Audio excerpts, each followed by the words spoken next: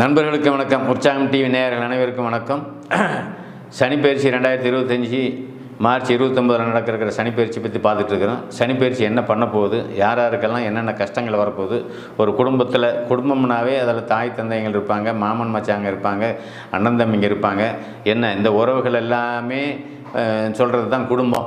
அந்த குடும்பம் ஒன்றா இருக்கணும். எப்படிப்பட்ட குடும்பமும் சிதைஞ்சு போகுது. அதுக்கு காரணமே உங்களுக்கு சனி ராகு தான். முக்கியமாக சனி பிரிப்பார், ராகு முடிச்சு வச்சுருவார்னா என்ன, சனி உறவுகளை பிரிப்பார், ராகு உயிரை பிரிப்பார். இது ரெண்டு வித்தியாசம் இருக்குது இல்லை.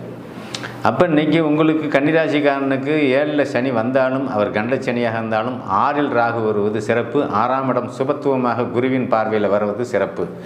இதில் முக்கியமானது என்ன, இளம் வயதினன்னு சொல்லக்கூடிய கல்வி கற்று வேலை இல்லை அப்படின்னு முடிஞ்சு வேலை பருவத்தில் வேலை தேடிட்டு இருக்கக்கூடிய இளம் வயது கன்னிராசிக்காரர்கள் எல்லாருமே இந்த அரசாங்க வேலைக்குன்னு பணம் கட்டணும்னு நினச்சா தயவு செஞ்சு கட்டிடாதீங்க. ரொம்ப யோசிக்கணும். ஏன் அப்படின்னா, கண்டச்சனி முன்கூட்டியே ஒரு அதாவது கண்டம்னா என்னங்க, ஐயோன்னு திக்குன்னு நினைக்கிறோம்ல. ஐயோ இவ்வளோ பணத்தை கட்டிட்டோமே, ஐயோ அந்த வேலை கிடைக்குமா கிடைக்காதா, இந்த ஐயோன்னு பதட்டப்படுறோம் பார்த்தீங்களா, அந்த சூழலை உருவாக்கும். அப்போ பதட்டம் எப்போ வரும், நம்ம பணத்தை யார்கிட்டையாவது நம்பி கொடுத்துட்டா வரும். ஆனால் நம்பி கொடுக்குற ஒரு நம்பிக்கையை ஏற்படுத்துகிற அமைப்பு கன்னிராசிக்காரனுக்கு இப்போ நடக்கும். 7ல் சனி வந்துட்டார். ஒரு மாயமான ஒரு ஆசையை தூண்டுவார். உனக்கு அரசாங்க வேலை நான் வாங்கி தரேன், 15 லட்ச ரூபா ஆகும், நீ பணத்தை கட்டு, வேலை உறுதி அப்படிம்மா. ஆனால் 7ல் வரக்கூடிய அந்த கண்டச்சனியாகப்பட்டவர் உங்களுக்கு அந்த ஆசையை தூண்டி அந்த பணத்தை கட்ட வச்சு அதுக்கப்புறம் அஷ்டமச்சனியில் மன அழுத்தத்தில், மிகப்பெரிய மன அழுத்தத்தில் கொண்டு போய் விடுவாருங்கிறது தான் உண்மை. அப்போ வேலை வாங்கி தரான்னா ஒரே வரியில் நீங்கள் முடிச்சிருங்க. வேலை வாங்கிக்கிறோம்பா இல்லைன்னு சொல்ல, முதல்ல ஆர்டர், அப்புறம் காசு. அந்த ஆர்டர் கூட ஜியோ கூட கவர்மெண்ட்டு கரெக்டு தான், இல்லை டூப்ளிகேட் ஆர்டரா, எல்லாமே பார்த்துக்கணும். ஆக 6ஆம் இடத்தில் ராகு வருவது, குருவின் பார்வையில் வருவது. குரு பயிற்சி மே 14-18 நடக்குதுல்ல. 14ல் குரு பயிற்சி, ராகு கேது 18ல் நடக்குது. உங்களுக்கு 6ஆம் இடத்தை குரு தொடர்பு கொள்கிறார்ல. கன்னிராசிக்கு 10ல் குரு வராதுல்ல. 10ல் வந்தால் பதவியும் உண்டு, வேலையும் கிடைக்கும். தசாபுத்தி சாதகமாக இருக்கிறவனுக்கு வேலையும் கிடைக்கும். இப்போ நான் இப்போ ஒரு செகண்டுக்கு முன்னாடி நான் சொன்னது என்ன, பணத்தை நம்பி பணத்தை கொடுத்து வேலை வாங்கி ஆசை காமிக்கிற அமைப்பில் இருக்கிறவங்கள தயவு செஞ்சு நம்பாதீங்கன்னு சொன்னேன். தசாபுத்தி பாதகமாக இருக்கிறவங்களுக்கு அது பொருந்தும். நான் தான் 1 கோடி பேர் இந்த ராசியில் இருந்தால் கூட 20% பேர் தான் பாதிப்பாங்க, 80% நல்லா இருப்பாங்கன்னு நான் சொல்கிறோம்ல. ஆனால் வேலை வாய்ப்பு அப்படிங்கிறத விஷயத்தில் ரொம்ப எச்சரிக்கையாக இருக்கணும். தசாபுத்தி அமைப்பில் ஒரு சுபர் அப்படின்ற அமைப்பில் வந்தாலும் கூட ராசி தானே உங்களுக்கு அந்த பலகீனத்தை அங்கே கொடுக்குது. ராசி பலகீனம். ராசிங்கிறது என்ன, மதிங்கிறது என்ன, புத்தி.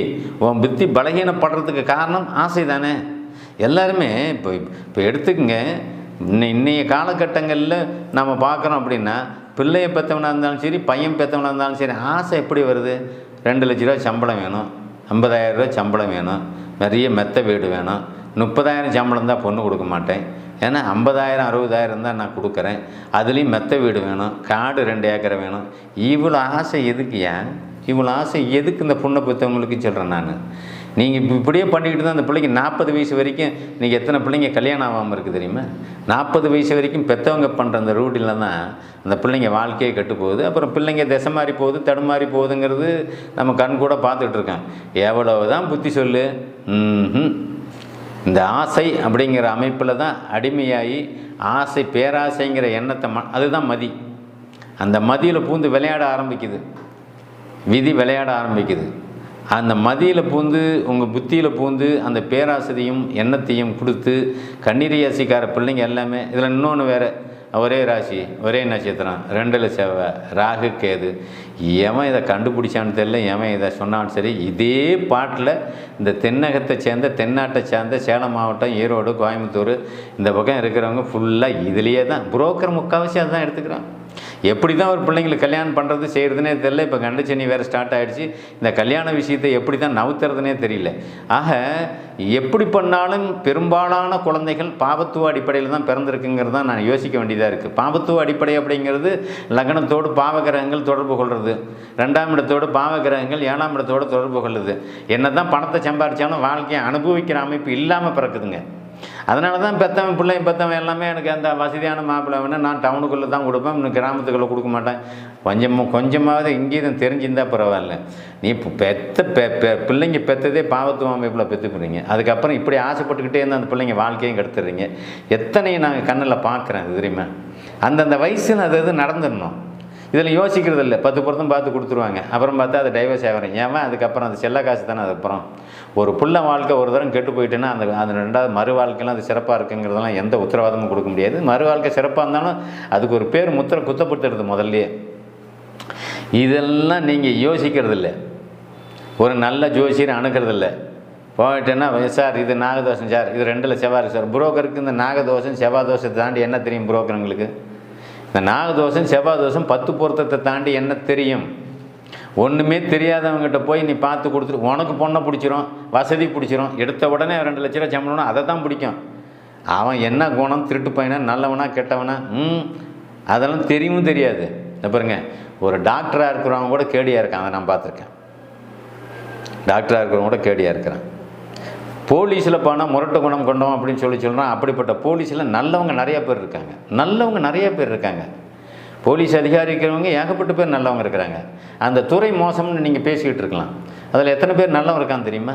அதனால் நல்லவன் எந்த இடத்துல இருக்கான், கெட்டவன் எந்த இடத்துல இருக்கான். கெட்டவன் இருக்கிற இடத்துல நல்லவன் இருக்கிறதில்ல, நல்லவன் இருக்கிற இடத்துல கெட்டவன் இருக்கிற இடத்துல நல்லவனா கெட்டவனான்னு தீர்மானிக்காத, எடுத்தவன பணம் இருக்கா இல்லையான்னு தீர்மானிக்கிற. பணம் இருக்கா இல்லையா, அவனுக்கு வசதி இருக்கா இல்லையா, இவன் பிள்ளை போனவொன்னு மறந்து கொடுத்துட்டு சாப்பிடணுமா சாப்பிடாதுன்னு யோசிக்கிறேன். நீ எப்படி உன் பிள்ளை வாழ்க்கையை நல்லதாக அமைச்சு கொடுப்ப? உன் பிள்ளைகளை நல்லதாக வாழ்க்கையை அனுப்பிச்சி கொடுக்கறதுக்கு என்ன முதல் காரணம்? முதல்ல அவன் நல்லவனான்னு தீர்மானி. அதனால் கண்டச்சனி நடக்கக்கூடிய கன்னிராசி அன்பர்களுக்கு எல்லாருக்குமே கல்யாணம் பண்ணுற விஷயத்தில் புத்தி கெட்டு போயிடும். ஏன்னா இன்றைக்கி சனி நேரடியான பார்வையில் இருக்கார். சனி புத்தியை குறுக்கு வழியில் ஓட்டி விடுவார் அப்படிங்கிறது தான் உண்மை. ராசியை சனி பார்க்கும்போது குறுக்கு வழியில் ஓட்டி விட்டுருவாருங்கிறது தான் உண்மை. குறுக்கு வழிங்கிறது என்ன? பேராசை. பேராசைங்கிறது என்ன?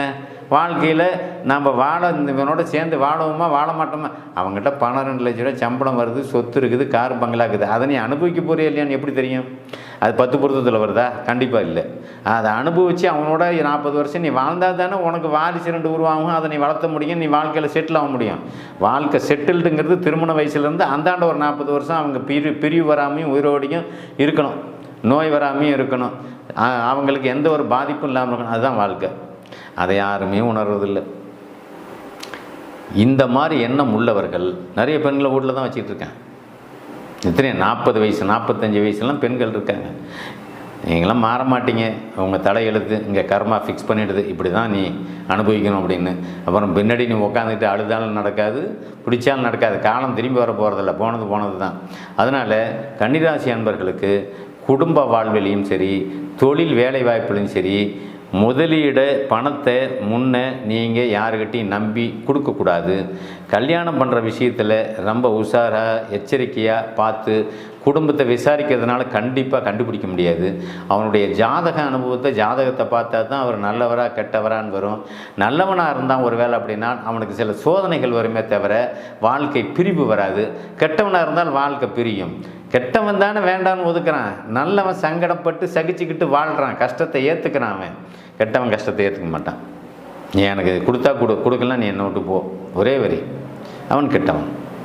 அப்போது வாழ்க்கையில் வாழ்க்கை துணையை தேடுறதும் சரி, தொழிலை தேடுறதும் சரி, வேலையை தேடுறதுலையும் சரி, பணமும் முதலீடு போட்டு செய்யக்கூடாது.